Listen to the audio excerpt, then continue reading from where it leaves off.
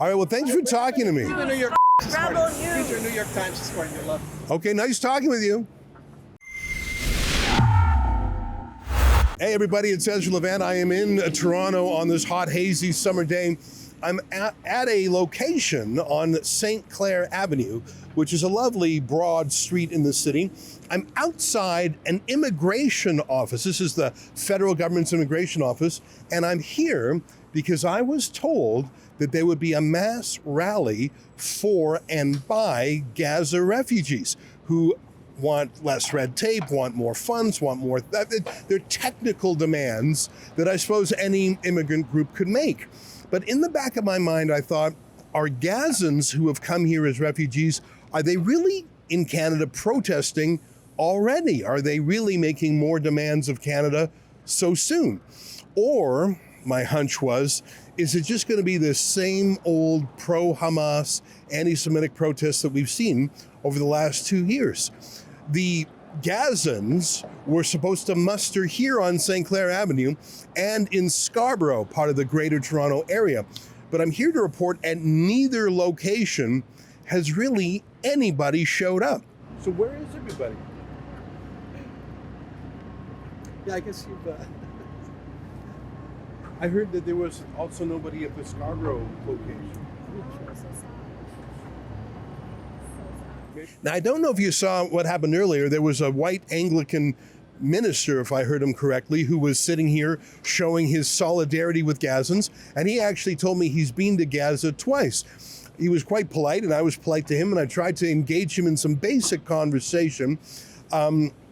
He didn't tell me much because there was a Palestinian activist with him who was telling him not to talk to me. I've been to Gaza twice. The hospital. You've been to Gaza? I've been to the hospital. I'm an Anglican priest. Oh, yeah?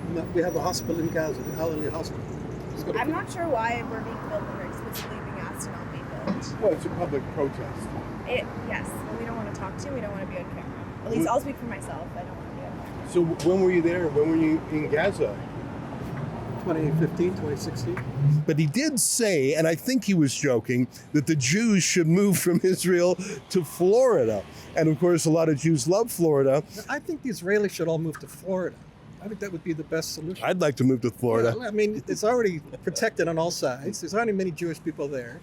It could be the new... I know you're joking around. I think you're joking around. No, I'm serious. So the Jews should all leave for Florida? Why not? Don't talk to him. Yeah. He's going to twist your words. How am I going to twist his words? But I think he was just joking around. I tried to ask him why no other Arab countries in the region will take these Palestinian refugees. And that's not a trick question. It's a real question. Because I heard that in Syria, the new government has offered citizenship to Palestinians from Gaza. Have you heard of that? You'd like them all to move to Jordan. If you are Palestinian, you are most likely Muslim, you speak Arabic, you're from that part of the world, everything from your food to your language to your cultural traditions to your job skills are a fit for Arabia, not so much so for Canada. Why wouldn't Palestinians, if they were offered refuge, why wouldn't they take it in the area? And he said it's because there was Zionist machinations by the leaders of those countries. I didn't quite get his details from that. One question, I know you're sort of busy. Why are other Arab countries in the region not taking Palestinian refugees? Do you know why that might be? Yeah. I mean, they all have various leaders who are supported by the West. Is this going to be appearing on your channel somewhere? I noted in the news the other day that the new regime in Syria has mused about accepting 1 million migrants from Gaza, which, I wonder if that's part of some larger Trump deal. Of course, Trump managed the Abraham Accords in his first term, where he made peace between Israel and Bahrain and United Arab Emirates and Sudan. Is there a new peace deal in the making? I don't know, but I am curious how that might go. Oh, sorry, I'm being interrupted. Tell me your name properly. I want to ask you off camera. Well, I'm busy recording a show, but you can ask me. Okay. That's the Palestinian lady who was sort of telling the white chaplain not to talk to me, which is too bad because I thought he had some mildly interesting things to say. I said I think it'd be better if But do not talk to this man. DeSantis, isn't he the governor of Florida? Yeah. He's already welcomed all these Jews to come back after the. There's no point in reasoning with this. To come back from where? Remember they were during when they were bombing Iran, and they couldn't get out of Tel Aviv airport. Oh, right. So DeSantis said, come on to Florida. So they all flew to Florida and got out there. So I think that's the best solution. Anyhow, back to the reason I'm here on the street. I saw the sign that said there was going to be a protest, and of course we brought our beautiful billboard truck, and that's just a straight fact on the side there. Polling shows that 75% of residents in Gaza actually support Hamas. It's one of the reasons I think the countries around the world are so cautious about taking migrants from Gaza or the West Bank, is what if they actually support Hamas? Hamas has ruled over Gaza with an iron fist for more than 20 years. I don't know if you know this, but Gaza used to be occupied by Israel. But in 2005, they removed every single Jew from Gaza, withdrew every single Israeli soldier, and gave the land back to the people. They had one election and only one. The Hamas terrorist group won it, and of course never had another election since. So for 20 years, Gaza has been run as a sort of dictatorship. Islamic extremism is part of that. Sharia law is in effect in Gaza, but more than that, they have turned Gaza into a terrorist base camp. They've taken billions of dollars in Western aid, but instead of spending that on infrastructure for the people, they built underground tunnels and rockets, as you know. That all came to a head on October 7, 2023, when terrorists flooded into southern Israel, massacring over 1,000 Jews and taking more than 200 hostage. I've been to Tel Aviv, which is the beach on Israel, and I've had the pleasure in my life to be in other beaches in the Mediterranean, and it's one of the loveliest bodies of water around. I wish I could daydream about Gaza if it had taken another path in sort of an alternate history. If they had seized the moment and actually, when Israel left 20 years ago, decided to become, I don't know, like a new Dubai. They surely would have had support not only from the West, but from moderate Arab leaders who would prefer to have a peaceful, prosperous, safe, and maybe even free Palestinian region rather than the terrorist hotbed. Imagine if that money, instead of building underground tunnels, built towers like Dubai. Imagine if that money, instead of equipping and arming soldiers, was equipping and launching small businesses. Imagine a lovely beach rather than a terrorist campground. I don't know if that dream is possible at all. But anyways, we came down here because we wanted to talk to the Gazans who we were told would be protesting. But there aren't any. There aren't any here, and there aren't any at the other location in Scarborough. And in a way, that's good news, because it tells me that the Gazans, the actual real migrants who came here from Gaza, are not becoming weaponized by the political partisans in Canada yet. They've only been here a number of months. You can see, let's go back to that billboard sign before that Palestinian lady came up. It's impossible to vet migrants from Gaza because what database do you check?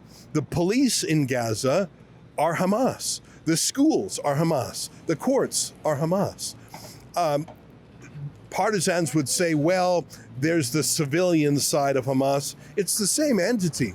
So if someone actually was up to no good, if someone actually was a terrorist in Gaza, it would be impossible for us to know. Who do you check against? If someone were to come to Canada from another country, you could at least check with their police, check with their records, check with the courts. None of that exists in Gaza. In fact, the one thing you do know is that the people who would be permitted out of that place are or have the approval of Hamas itself. Hamas controls the people there still. Israel has not completely eradicated them. So that is our billboard truck, and I've heard a couple of people respond to it, some positively, some negatively. Our petition is clear, nogazarefugees.com. if Saudi Arabia and Jordan and Lebanon and Syria and Egypt, well, Syria might be open-minded, but it hasn't been so far. If none of the people closest to Gaza, who know Gaza the best, if none of them want to take Gaza refugees, why would we do so in Canada? Far away from home, the weather is inclement compared to the Mediterranean. Everything from the culture to the food to the language to interactions, it's a very different. Canada is about as opposite from Gaza as it gets. It makes no sense other than as the political weaponization of migration, which is what the Liberals have done. Recently, Mark Carney has said Islamic values are Canadian values. These are Muslim values. These are Canadian values. And there is a way to look at that he was being generous and referring to the noble precepts that can be found in any holy book, including the Quran. And I think perhaps we should give Mark Carney the benefit of the doubt that he meant that in a good way. The same as I'm sure he said that when he's at a Sikh temple or a Jewish Jewish synagogue. I wouldn't read too much into that, and I think it was probably Mark Carney trying to be welcoming. But why has Canada welcomed so many millions of people? It's the political weaponization of migration. Well, I came here with a series of questions to ask any protesters if they really were from Gaza, if they have gratitude to Canada for taking them, what demands, if any, they actually have from the government, why they would be protesting outside the building. But like I say, there are actually no Gazans here. We saw one white Anglican pastor who says he visited Gaza a decade ago, and I believe him, and his minder, his handler, a Palestinian woman who didn't want us to talk. Well, I think that's it. There's not much more to say. Toronto is an interesting place. There's been anti-Semitic marches every week on the streets of this city going back more than a year. The hate encampments at the University of Toronto, low-level crime, and I'm not talking about hate crime, I'm talking about kinetic crimes, trespass, arson, assault, uttering threats. I think that Canada is changing. How could it not if you bring in 2 million people a year? It's going to change the country. No one asked Canadians if we want to take Gazans. No one asked how we possibly vet them from a terrorist-infested place like Gaza. What do you think? To follow this story or learn more, go to nogazarefugees.com. That's nogazarefugees.com. And if you like this truck, if you think it's a conversation starter, if you think it says things that we ought to be able to talk about in Canada while we're still free, then chip in a few dollars to keep this truck on the road. It won't surprise you to learn that we actually brought security with the truck because we didn't know what we would find here today. In the past, when we've driven the truck around, the truck itself has been attacked. So no need for the security today, but better safe than sorry. From Toronto, for Rebel News, I'm Ezra Levant.